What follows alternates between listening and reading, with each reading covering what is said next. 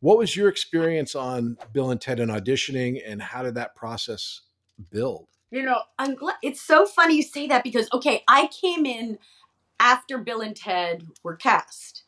Way after. Like I think they Okay. did a lot of the other casting. And then the only thing I heard was once I got the part later on, as we were working, I heard, oh, Keanu's up and coming. He's like the up and coming guy.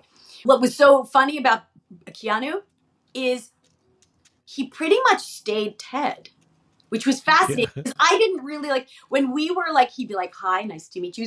He was kind of more serious when he met me. And then when we would shoot between the takes, he and Alex would be kind of Ted-ish.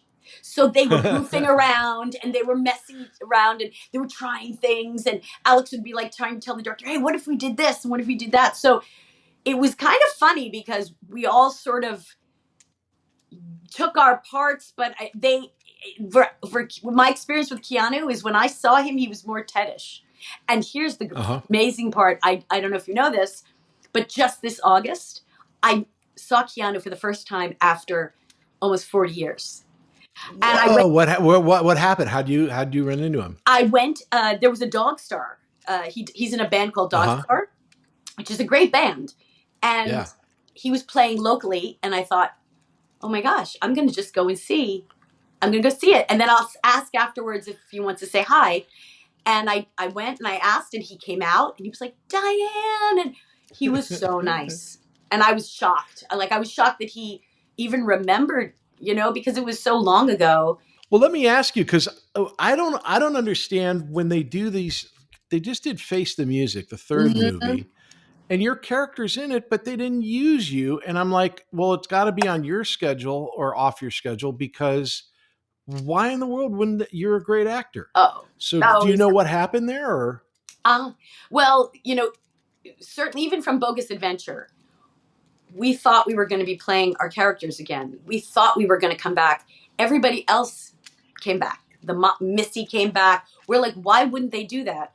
Or why wouldn't they just create different princesses? Why didn't they create an Egyptian princess or a French princess? Or why does it have to be our parts? It was so insulting. And Kimberly and I were very upset. And when it came down to Face the Music, were the princesses in Bogus as well? Yep. And we were, but they replaced them. And so what they did is every time they're replacing it. Now, when we replaced it the second time, we thought, oh, well, that's just because they switched directors and it was the director's choice. But by the third time, we said, we'll fly out on our own dime. We'll be there. We were much more about the nostalgia. Like, oh my gosh, fans, because they didn't see us in the second one, are going to flip out if we come back. And they didn't want to do it. And then they were like, well, maybe you want to do a cameo, but they didn't. And so that's so lame. I got to just say it like that because it's keep it calm. Because I thought, you know what? People will, in a series of groups of films, people will always go to the original. So I thought, okay, at least we're in the original and people will remember us. But it was very uncool. It was not triumphant, and it was bogus, okay? It's the Patrick Labyorteaux Show, Patrick Labyorteaux. He's the one you gotta know.